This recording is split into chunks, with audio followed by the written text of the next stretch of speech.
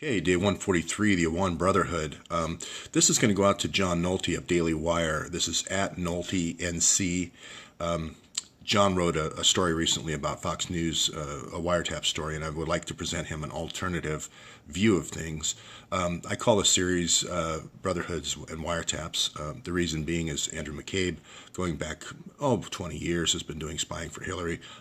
I can prove that through a lot of different FBI whistleblowers, through the Counterterrorism Division in Washington, D.C. Also, these Awans have been in Washington, D.C., these four Awan brothers and two wives.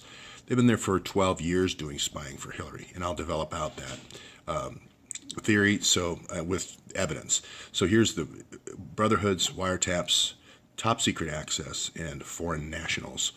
All the folks, the Awans, are from Pakistan. Okay, so here's John Nolte's story saying that the judge has three different sources. Of course, they're anonymous sources, so we don't know who in British intelligence may have tapped Trump, but basically that's the idea. And when somebody's really hot on the trail with lots of evidence, this is the kind of thing that you give out to a good journalist, a great journalist like Judge Knapp, and you try to throw him off the trail. But I'll show why why this came out today. It's because of this True Pundit article yesterday, which directly said that Mr. McCabe here at the FBI said F Flynn and then we F Trump, and two people said he ordered the wiretap. So you throw this out the next day to throw everybody over here, but actually this is the story. And you look to people who've got a motive and have had previous behavior in covering up the story. He covered up the Hillary server, he covered up the Huma server, he dragged his feet, tried to shut the investigation down several times, tried to shard the investigation by bringing the Miami office in, taking quid pro quos from Patrick Kennedy at the State Department, taking $675,000 bribe from longtime Clinton friend Terry McAuliffe, governor of New Jersey, destroying evidence. Got a long history of this. And here's Kallstrom at the FBI saying no grand jury, no subpoenas, no court orders, immunity for all the co-conspirators, all co-conspirators in the same interview. These are crazy things the FBI never does. That's what's happening here. This is the story. This is the hot lead. This is a diversion to a very good journalist, but it's a diversion. So let's look at some more evidence, okay? First, we have a stepmother of the four. These are four Awan brothers and two wives, okay?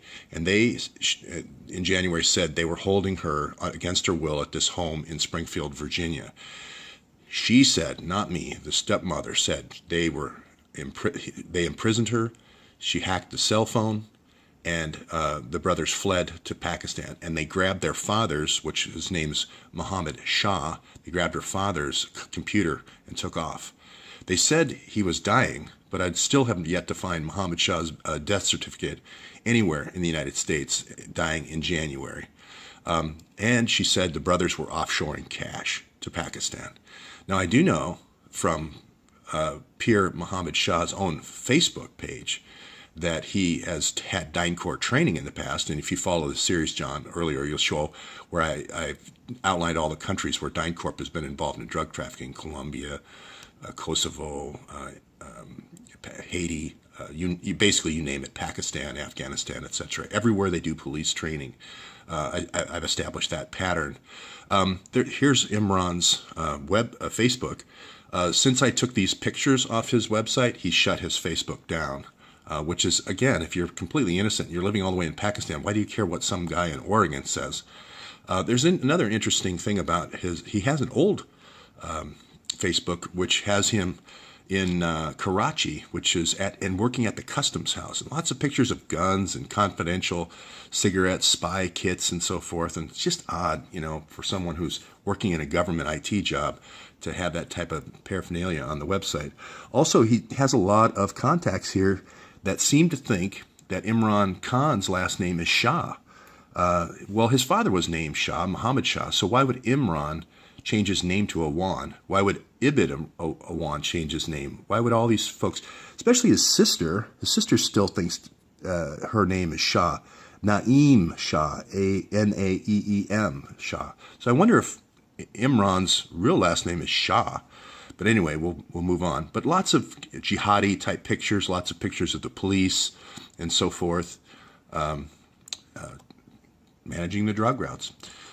Something else that John might not know is there's these Awan brothers, there's four brothers and two wives, had access to top secret computer rooms for the three most sensitive departments in the United States: House Intelligence, Homeland Security, and Foreign Affairs.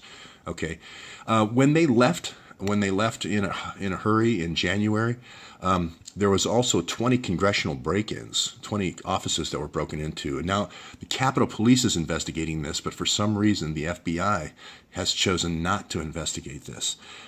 They haven't published any of the pictures of the break-ins. They haven't published any of the server logs for this server, because the Awans also had a separate server, just like Hima, just like Hillary. So they have not published any logs. They've not published their phone records of their whereabouts. They also, one of their brothers, Omar, went to the White House to get visas. They haven't published their visa pictures. Normally, if there's an escape after a burglary, you want to publish those things, publish those pictures. You also look for people who have top secret access. Here's Debbie Wasserman Schultz and Jackie Spear getting the Awan brothers top secret access, as well as their wife. You also look for patterns of who employed these people.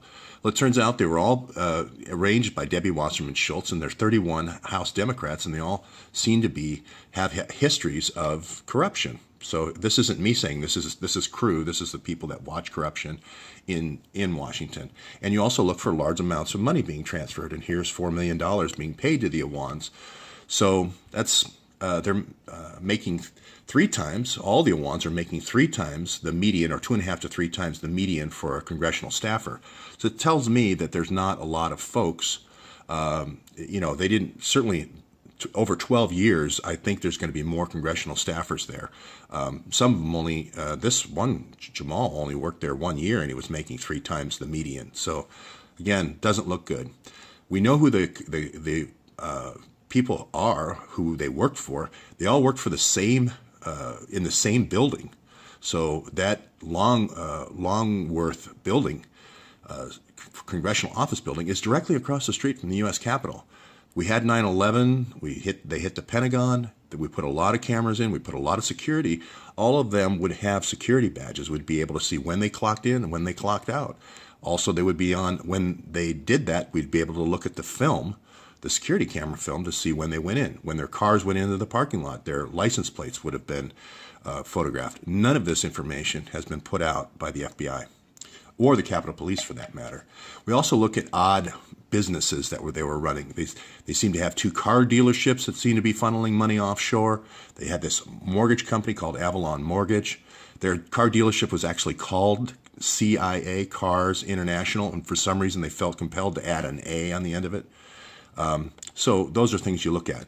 You also look at things like foreign nationals living at the same house in Hawkshead Drive here in Lorton. Folks like Mohammed Hunsla, who just happened to be a cell phone tapping expert. He worked for Lightbridge Communications, who does top secret clearance projects for people like DISA, doing wiretapping. We also have other congressmen that said that they were wiretapped. So the other thing that you can look at is motive, and you can look at people involved in Pakistan over the period of years, like Gulen, who set up a Pakistan to Turkey Midnight Express or drug rat line, and you can start looking into those connections. You can look at people like Reza Zarab, who were arrested running that drug line and are currently in jail right now in New York City running that Pakistan to Turkey drug line. So there's lots of contacts here in the U.S., like Muzaffar Awan, who is the head publisher for Gulen in the United States. Gulen used teachers as fronts, CIA fronts, in 5 different, all over Central Asia, 5 different countries in Central Asia, 6 in Turkey as well as Pakistan. Now he has 140 of these all over the world, so including the United States, mainly in the Midwest, but also Texas and Florida. You can also look at these congressional aides' previous connections to Hezbollah-connected fugitives like Dr. Attar and so forth. Later, I'll develop out the Russia connection and how they were involved in the Russia negotiations as well, but not for right now. There's other connections to doctors. This Surya Begum. It's like Bigum, but it's Begum. She's a doctor with the VA in Maryland, but for some reason she felt compelled to be in a business with the Awans called Nanoset Technology, which is a government contractor that does routers and switches and so forth that you would use to do data centers, that you would put in top secret data centers in the Washington, D.C. area. So that's something that you might look at.